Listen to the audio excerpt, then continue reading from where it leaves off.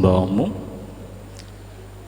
దేవుని యొక్క పరిశుద్ధ లేఖనముల నుండి అపొస్తలుల కార్యములు 12వ అధ్యాయము ప్రారంభ వచనాన్ని చదువుకుందాం.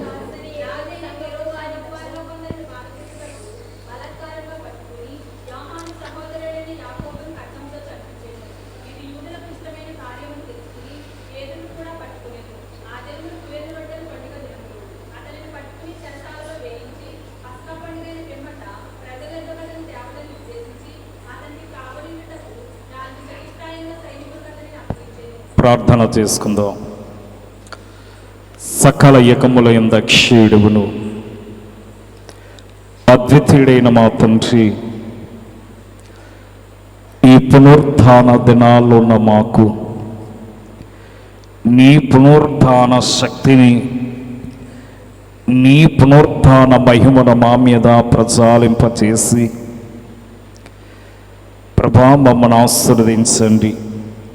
చదవన వాక్యమును మేము వివరించుకొనుచూ ఉండగా వాక్య గ్రంథములో మీరుండి మాతో మాట్లాడమని మా మంచి బోధకుడవైన క్రీస్తు ప్రభువును బట్టి ప్రథములాడుకొనుచూ ఉన్నాము తండ్రి, ఆమేన్. దేవుని యొక్క మహాకృపను బట్టి ఏర్పాటు చేయబడిన ఈ పునరుత్థాన దినాల్లో ఈ శుక్రవారము మరేక పరిణాయము దేవుని యొక్క పాదముల చెంతకు చేరటానికి, ప్రభువును స్తుతించడానికి ప్రభువు మన పట్ల చూపిన కృపను బట్టి దేవాది దేవునికి మనము కృతజ్ఞులమై ఉన్నాము. చదవబడిన వాక్య లేఖనములలో మనం గమనించినట్లయితే మరి పేతురును శిరసాల్లో బంధించినటువంటి విషయము మనం చూస్తూ ఉన్నాము. ఈ శుక్రవారము ప్రభు సిలువలో ఉండగా సాతాను అనుకుంటుందట నాదే చేయము, మరిక క్రీస్తునకు అపజయము, ఆయన ఎలాగూ లేస్తాడు అనుకుంటుందట. మరి ఆదివారము మరి సమాధి ప్రభువును చూస్తూ మరి నన్ను విడిచి నీవెలాగూ వెళ్తావు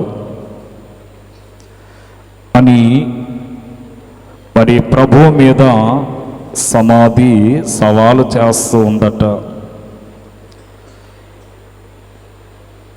సవాలు చేస్తున్నటువంటి ఈ సమాధి రాయి ముద్ర కూడా కావలవారు ఇలా ఎందరో మమ్మల్ని దాటుకుని మా యొక్క మరి చెంత నుండి క్రీస్తుని ఎలాగో వారు తీసుకెళ్ళగలరు అనేమో ఆ యొక్క రానువారు సవాలు చేస్తూ ఉన్నారు. మరి వీటినన్నిటిని కూడా జయించినటువంటి దైవ కుమారుడు మరి మరణమును జయించాడు,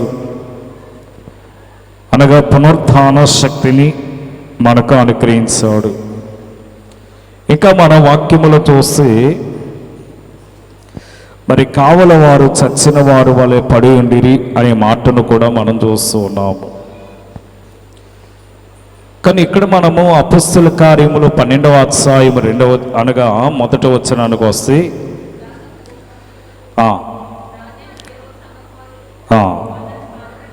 కొందరిని బాధ పెట్టుటకు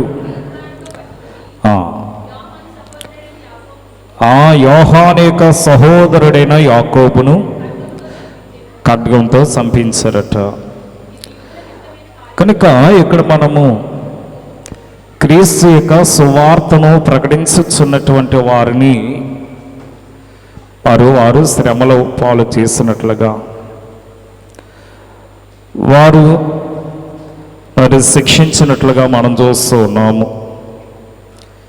అదే సమయంలో పేతురు గారిని కూడా పట్టుకుని ఆయన్ని కూడా చెరసాలలో బంధించి ఉన్నారు. మరి ఇక్కడ మనము రెండు విషయాలను మనం గమనించవలసిన వారమై ఉన్నాము. ఒకటి, పేతురు శిరసాలో ఉంచబడ్డాడు. రెండవది, సంఘము అతని కొరకు అత్యాశక్తితో ప్రార్థన చేస్తుంది. ఈ రెండింటికి మధ్య ఒక మాట మనకి కనబడుతున్నది. ఏమిటా మాట అంటే అయితే అనే మాట. ఈ అయితే అనే మాటకు అర్థము పర్వాలేదు అనే మాట అనే భావము మనం చూస్తూ ఉంటాము. ఈ రెండు గుంపుల వారు పోటీ పడుతున్నారు. ఎవరి రెండు గుంపులు? ఒక గుంపు రోమా సైనికులు అవుతే, రెండవ గుంపు సంఘము. అంటే ఒకటి సాతాను, ఒకటి సంఘము. కనుక ఈ రెండు గుంపుల వారు చాలా పోటీగా ఉన్నట్లుగా మనం చూస్తున్నాము. మనము కూడా అయితే అనాలి అన్నారు. ఎందుకు మనము అయితే అనే మాటను మనము ఉపయోగించాలి అంటే, మనము ఆరాధిస్తున్నటువంటి ఈ దైవ కుమారుడైనటువంటి యేసు క్రీస్తు సర్వశక్తిమంతుడు గనుక, మనం ఆరాధిస్తున్నటువంటి, మనం పూజిస్తున్నటువంటి పూజార్హుడైనటువంటి ఈ క్రీస్తు మరణమును జయించి తిరిగి లేచాడు గనుక, మనం ఆరాధిస్తున్నటువంటి ఈ యేసు సమాధిని జయించాడు. అందుని బట్టి మనము అయితే అనవలసిన వారమై ఉన్నాము. ఎందుకంటే ఆది సంఘము ప్రార్థన కలిగినటువంటి సంఘం. అది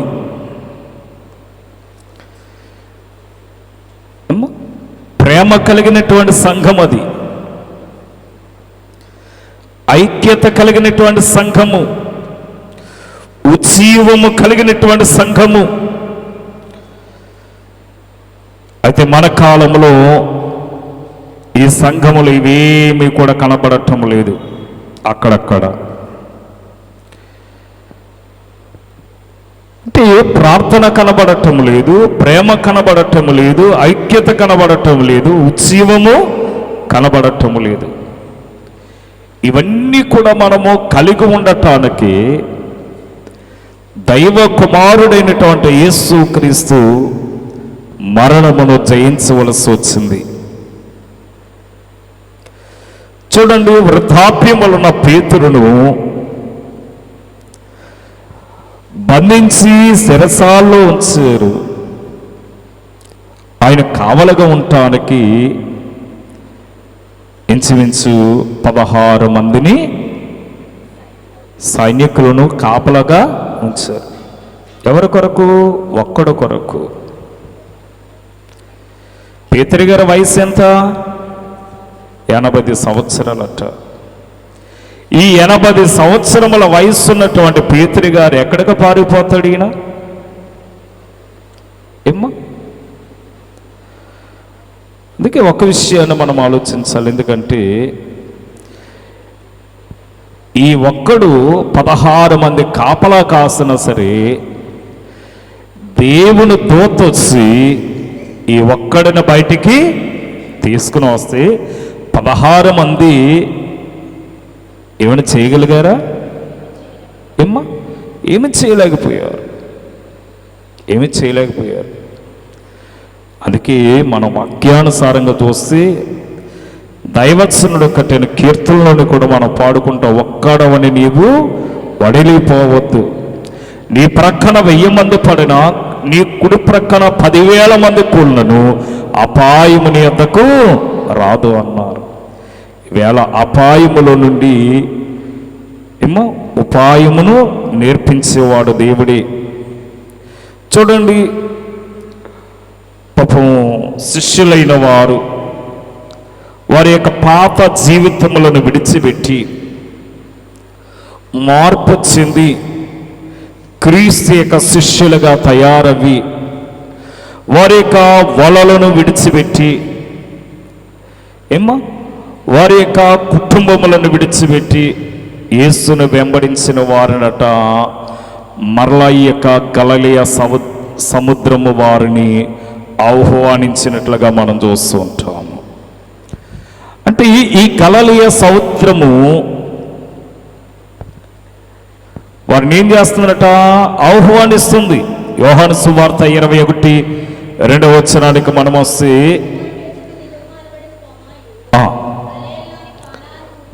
గలిలయలోని కానాను అనే ఊరువాడగు నతానీయులును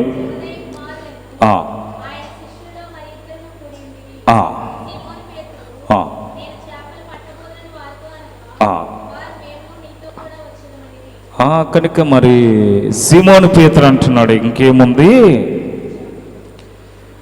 మనం ఏదో ఉద్ధరిస్తాడనుకున్నాము, మనం ఏదో చేస్తాడనుకున్నాము, కానీ ఆయనే రానువారు తీసుకుని వెళ్ళిపోయారు. రానువారు ఆయన తీసుకుని వెళ్ళిపోయారు. ఆయన సిలువేశారు, ఆయన చనిపోయాడు. ఇక ఆయన మనల్ని ఉద్ధరిస్తాడు అని ఇక్కడట వారు ఏం చేశారంటే, వారు తమ యొక్క వలలను పట్టుకున్నట. ఇక ఏమంటున్నాడంటే, మరి నేను మరి చేపలు పట్టడానికి వెళుచున్నాను. వెళ్ళాడా లేదా? వదిలిన వలలను వదలకుండా చేసింది ఎవరు? గలిలయ సముద్రము. అంటే 3.5 సంవత్సరముల తర్వాత మరలా పట్టుకునేటట్లు చేసింది. ఈ పెండ్లి కుమార్తెన సంఘాన్ని కూడా ఈ యుగ సంబంధమైనటువంటి దేవత విశ్వాసులైనటువంటి వారికి వారి మనోనేత్రములకు గ్రుడ్డితనాన్ని కలగజేసి వారి విశ్వాసము నుండి భ్రష్టులైపోయే తత్వానికి నడిపించే స్థితిలో నడిపించే పరిస్థితుల్లో మనం జీవిస్తూ ఉన్నామట ఇప్పుడు. అందుకని ఈ పెండ్లి కుమార్తె సంఘము పెండ్లి కుమారుణ్ణి నిండిన వలలను అక్కడికక్కడ వదిలేటట్లు చేసింది. ఆనాడు యేసు ప్రభు చెప్పగా 153 చేపలు, అంతేనా? లూకా సువార్త 5:5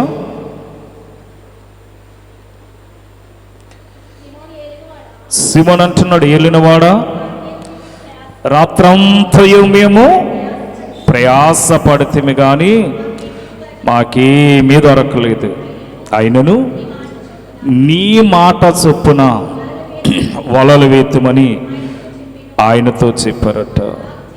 కనుక ఈ సీమోను పేతురు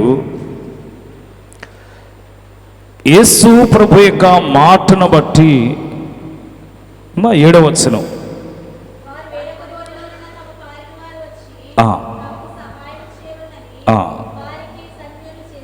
11వ వచనానికి రండి.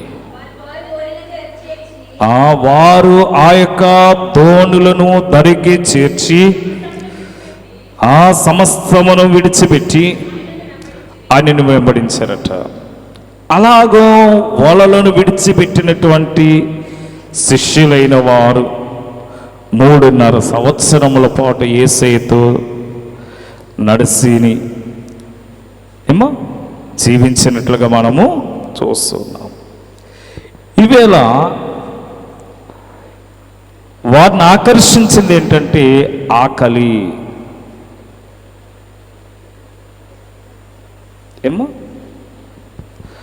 వాళ్ళని ఆకర్షించి ఆకలిని మిగిల్చిందట.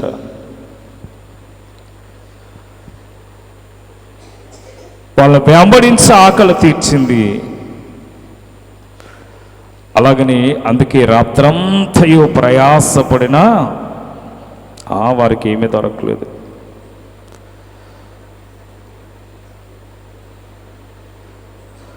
లోకము మాయ చేసింది, పెండ్లి కుమారుడు మహిమను చూపిస్తున్నాడు. అందుకే రాత్రికాల సమయము వారికి ప్రయాస మిగిలింది ఈ గలిలయ సముద్రములో. అందుకే తలగా ఉన్నటువంటి ఈ పేతురు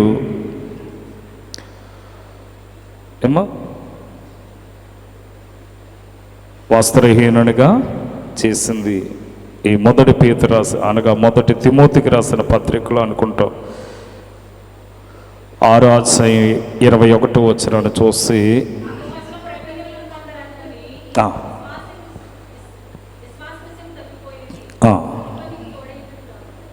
కనుక ఆ విషయములోనే వాళ్ళు ఏం చేశారట, మొదటి తిమోతి 6:21 ఆ విషయంలో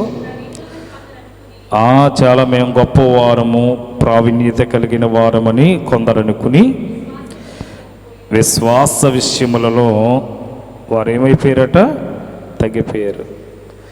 ఈవేళ మనము విశ్వాసము నుండి తొలగిపోయే వారమై ఉండకూడదు. క్రీస్తు నీ కొరకు నా కొరకు, నీ పాపము నిమిత్తము నా పాపము నిమిత్తము ఆయన మరణమును జయించి తిరిగి లేచి మరణములను విరిచివేసి పునరుద్ధాన శక్తిని ఆయన మనకి అనుగ్రహించి ఉన్నాడు. అందుకని మరి అంత వయస్సులో ఉన్న పేతురును కూడా వారు బంధించవలసిన అవసరత లేదు, ఎందుకంటే వారు దాప్యములు ఉన్నాడు కనుక. అయినా మరి 16 మందిని కావలి వారిని పెట్టి మరి శిరసాల వేస్తే పేతురు గారు కొరకు సంఘం ఏం చేసిందట, అత్యాశక్తితో ప్రార్థన చేయగా, పట్టుదలతో ప్రార్థన చేస్తే ఆ యొక్క శిరస్సాల పునాదులే కదిలిపోయాయట. ఈ ప్రార్థన పరలోక సింహాసనమును కుదిపివేసిందట. దేవుని సింహాసనమును కుదిపివేసింది. అందుకే దేవుడు తన యొక్క దూతను పంపించి వారి పేతురుకున్న బంధకములను తెంచి అతను బయటికి తీసుకుని వచ్చింది. ఈవేళ మన బంధకములను కూడా తెంచి, ఈవేళ ఈ సాతాను ఎన్నో విధాలుగా అనేక విధాలుగా ఉత్సులు అల్లుచ్చు, అనేక విధాలుగా మరి బోయేవాడు ఈ పక్షుల నిమిత్తము వల విసిరినట్లుగా ఈనాడు సాతాను కూడా ఎవరు దొరుకుతారని సాతాను కూడా వల వేస్తూ అనేకులను పడగొట్టడానికి, అనేకులను విశ్వాసము నుండి వైదొలిగిపోయే విధముగా ప్రార్థన యందు విశ్వాసము లేనటువంటి వారుగా చేయటానికి సాతాను అనేకమైన ప్రయత్నాలు చేస్తూ ఉంది. అందుకే దైవచనుడు కీర్తనలు అన్నారు, శత్రువులు గెలవాగలరా మనలను నేడు. ఈవేళ ఈ ప్రార్థనా శక్తితో చూడండి, సాతాను ఏమనుకున్నాడంటే మరి యేసు ప్రభు సమాధిని జయించలేడు, ఎంతో పెద్ద రాయిని ఆయన పొర్లించుకుని బయటికి రాలేడు అనుకుంది. కానీ దేవుడే తన దూతను పంపించి ఆ రాయిని పొర్లించి మరి దైవ కుమారుడైన యేసు క్రీస్తుని బయటికి తీసుకుని వచ్చారు. సమాధి ఏమి చేయలేకపోయింది. ఆ సమాధికి భద్రతగా ఉంచబడినటువంటి ఆ రాయి కూడా ఏమీ చేయలేకపోయింది. ఆ రాతి గీసినటువంటి ఆ ముద్ర కూడా ఏమీ చేయలేకపోయింది. ఆ ముద్ర వేసి బయట కావల కాస్తున్నటువంటి కావలవారు కూడా ఏమీ చేయలేకపోయారు. ఈనాడు ఏదో చేద్దాం అనుకున్నారు, కానీ ఏమైనా చేయగలిగారా అంటే ఏమీ చేయలేకపోయారు. అందుకే మనము ఆయన నామమును ధరించుకున్నటువంటి మనము ఈ కడవరి కాలంలో, ఈ భయంకరమైనటువంటి దినాల్లో మన విశ్వాసమును కాపాడుకుంటూ, మన భక్తిని మనము కాపాడుకుంటూ మన ముందుకు సాగే గొప్ప ధన్యత, దీవెన ప్రభు ఈ కడవరి దినాలు మనకు అనుగ్రహించును కాక. ఆమేన్. కృపానిధివైన మా తండ్రి, ఈ పరిశుద్ధమైన శ్రేష్టకరమైన నామమును బట్టి వందనములు. దినములు చెడ్డవి గనుక సమయమును పోనీక అజ్ఞానుల వలె కాక జ్ఞానము కలిగి నడుచుకునే గొప్ప ధన్యత ఈ పునరుద్ధాన దినాల్లో ఉన్న మాకు నీ పునరుద్ధాన శక్తిని బట్టి మమ్మల్ని బలపరిచి మమ్మల్ని స్థిరపరిచి నీ సాక్షులుగా నిలబెట్టమని పునరుద్ధానుడైన క్రీస్తు ప్రభుని బట్టి బ్రతములాడుకొనుచు ఉన్నాము తండ్రి. ఆమేన్. మరణాత మరణ